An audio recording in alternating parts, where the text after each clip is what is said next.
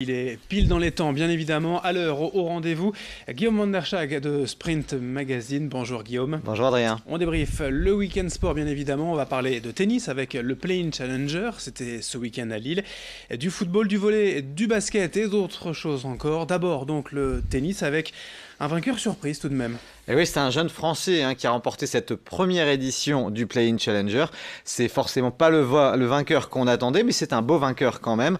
Alors, il n'y avait jamais eu de Challenger à Lille. Lui n'avait jamais remporté un tournoi de Challenger. Et puis, eh bien, ça a été une première de part et d'autre. Il était écrit qu'il devait s'imposer parce qu'il a réussi à se sortir Grégoire Barrère. C'est un jeune joueur parisien de 24 ans. De bien des embûches. D'abord, au troisième tour des qualifications face à un joueur hollandais, il est allé au bout de lui-même en disputant une troisième manche très serrée. Et puis ensuite, au second tour du tournoi principal face à un autre Français, Stéphane Robert, eh bien, il s'est imposé 7-6 dans la troisième manche, 8-6 dans le tie-break. Donc c'était très très serré. À nouveau, un match en 3-7 face à l'Allemand Yannick Meiden en demi-finale. Et en revanche, en finale, là, il a déroulé. Il a frappé très très fort. Et il a pris le meilleur sur l'Allemand Tobias Kamke en finale. Il a déclaré face à un adversaire qui croisait beaucoup: il fallait que je frappe très fort, très très fort. Et en effet, on entendait même des gens qui disaient il frappe comme un hippopotame. C'était des frappes très très lourdes de la part de Grégoire Barrère. Ça a fait la différence. Il y avait relativement peu de déchets dans son jeu pour quelqu'un qui frappe très fort. Et donc il a réussi à s'imposer en 2-7 en finale. Il a aussi commenté, Grégoire Barrère, la qualité de ce premier challenger. Il a dit c'est incroyable, c'est un club incroyable. On a tout ici pour faire un très grand tournoi. Donc on le souhaite bien sûr que ce tournoi se développe. Maintenant, il a manqué peut-être un petit peu de public et je pense qu'on aurait eu une affluence plus importante si les favoris avaient percé. On attendait forcément la tête d'affiche Nicolas Mahut, qui malheureusement est tombé dès le deuxième tour. L'Australien, Bernard Tomic, ancien 16e mondial ou 17e mondial, eh bien, il est tombé dès son premier match, donc ça a été quelques déceptions. Les jeunes Français ont un petit peu déçu, notamment Quentin Alice et puis Corentin Moutet, mais malgré tout, c'était un beau tournoi. Il y avait de très très beaux matchs, un beau vainqueur avec Grégoire Barrère, et ce challenger en appelle d'autres. Il faudra que des partenaires privés suivent et imitent les collectivités qui soutiennent déjà très très bien l'événement.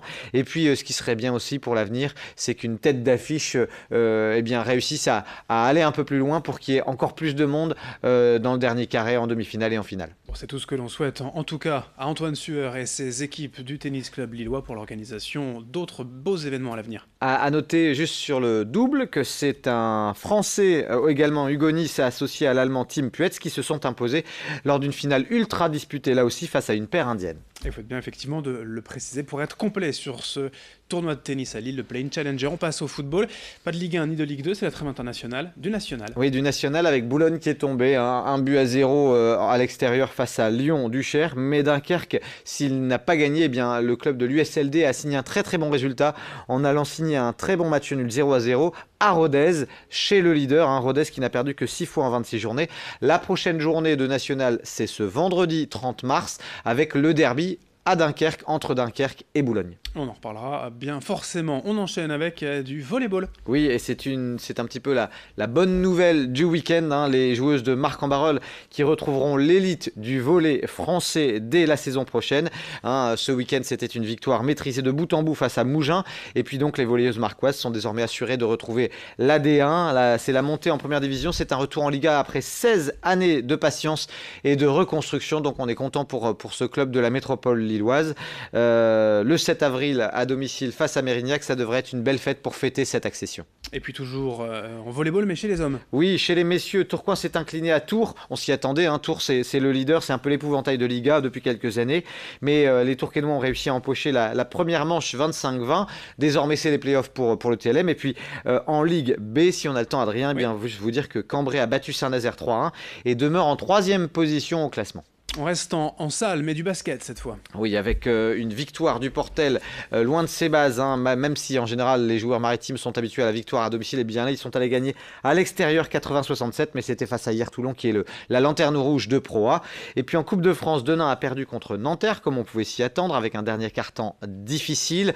Ligue féminine, il y a eu vraiment deux résultats décevants ce week-end du côté des filles. Villeneuve d'Ascq est tombé à Nantes 69-62, un peu une défaite qu'on n'attendait pas. Et puis Saint-Amand a lourdement chuté, 98-55, lourdement chuté à domicile face à l'Asvel. C'était un petit naufrage. Saint-Amand va devoir rebondir très vite. Dans cette édition également, coup de projecteur sur la ville d'Arras en difficulté dans les sports collectifs. Ouais, d'abord, on va encore parler de basket avec une défaite ce week-end qui a plongé les joueuses d'Arras vers le niveau inférieur. Elles passent de la Ligue 2 à la Nationale 1. C'est pourtant une équipe qui, il y a quelques saisons encore, vivait de grandes heures au plus haut niveau du basket féminin français. C'est un petit peu triste. Et puis de la même manière, en rugby, les joueurs de rugby arageois sont une nouvelle fois tombés face à Drancy ce week-end et du coup vont devoir être relégués. Ils passent de la Fédérale 2 à la Fédérale 3.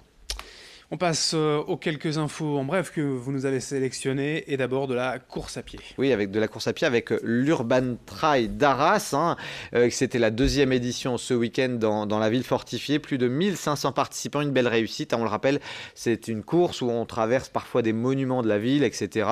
On passe par l'hôtel de ville, on passe près des remparts arageois et donc c'était une belle réussite avec plus de 1500 participants.